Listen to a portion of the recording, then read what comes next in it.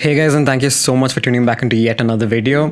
In today's speed art, I wanted to work on a spooky themed art piece with a slight bit of Halloween vibe to it. For reasons I cannot tell, I'll be very available to be making a lot more of these videos and more artwork, so just giving you a heads up that I'm also available to do commissions. I've always been fascinated with the concept of using circular clouds for these types of themes because they add so much to the mysterious touch of the artwork. If you're really new here, please make sure to like the video and subscribe. Make sure to check out all my social, link down in the description box below, and let's get started.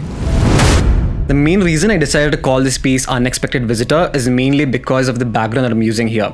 The stock images that I found fairly resemble the ones that you see in horror movies, so I compiled a bunch of them together to form the base plate.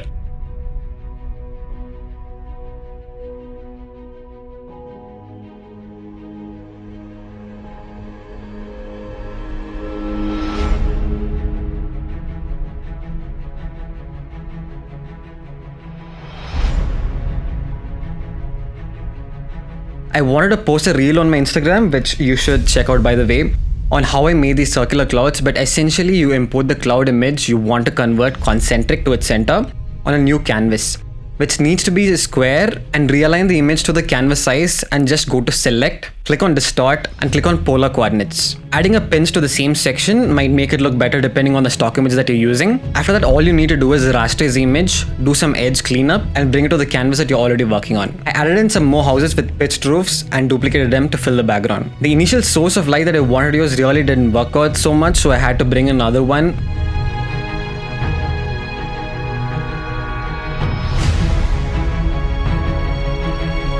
And this one came up with the surrounding clouds, so I simply cycled through the blending modes and found the perfect fit, helped in making the work so much easier. This is where I started my blending process, background to foreground.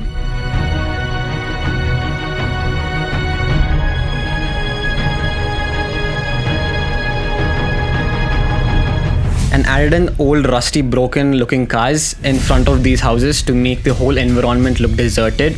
Like not a lot has happened in this area in a long time.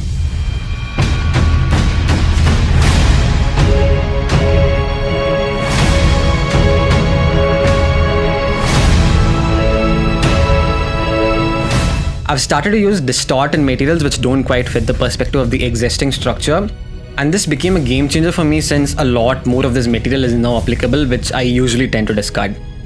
I started adding in the highlights and remove the shadows from the windows alone to make them look like light was bouncing off from the rooms inside, because later on we'll be making these windows glow. I started experimenting a lot more with these techniques that I don't usually go with, just to see what type of effects would suit the current situation, and some of them really seem to help. This is exactly why practice and consistency is important, because you are now willing to take the risk more and try new things which you usually would be like scared to take.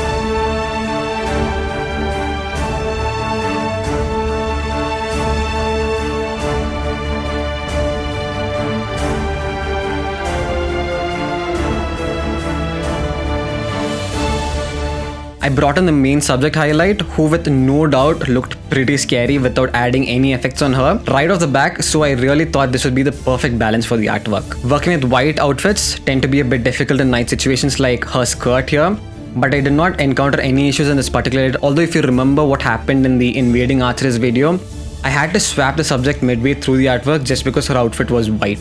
If you really want to know why, it's mainly because exposures look way too much and shadows look way too unrealistic in my opinion. I'm pretty sure there's an actual way to fix this, but I've just been too lazy to figure out how.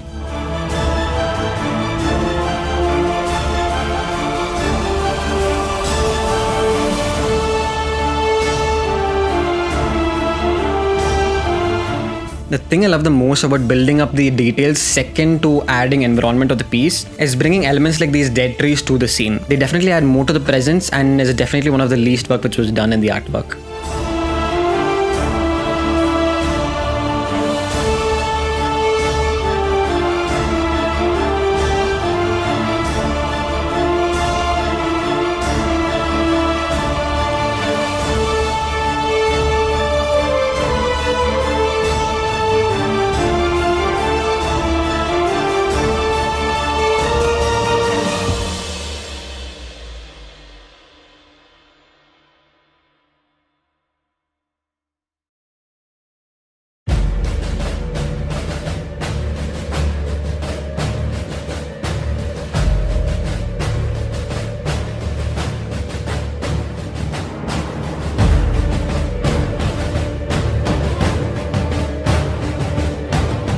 Adding in haze brought in the actual depth to the image. I'm trying to avoid field blur to adding depth nowadays. It's definitely a matter of choice, but this here really is my preference.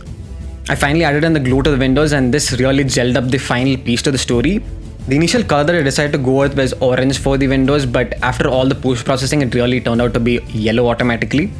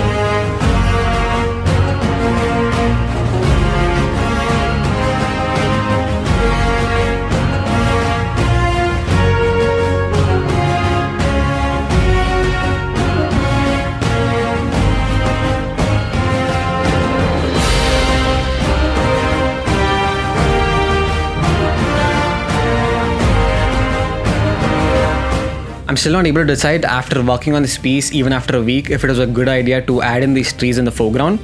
I really like crowding up my artwork with details, so I thought this would be a great idea, but I'm still not very sure if it was a great fit.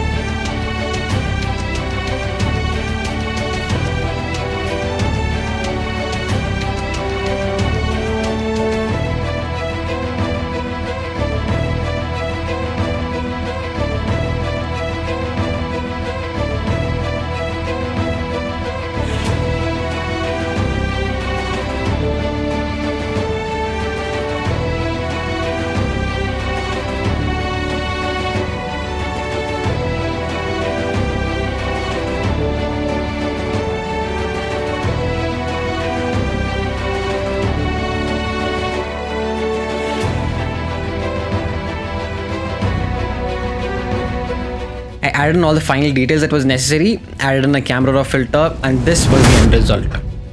Really appreciate you guys taking out all the time to watch the video. Please make sure that you're subscribed, and I'll catch you guys soon with another quality video.